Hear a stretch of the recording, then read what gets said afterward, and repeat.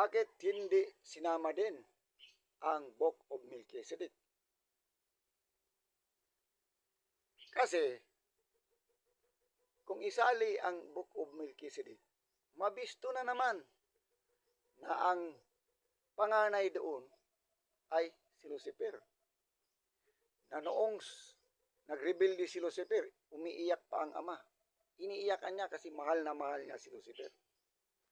Oh, gusto niya itong magsisisi, gusto niya itong bumalik sa kanya.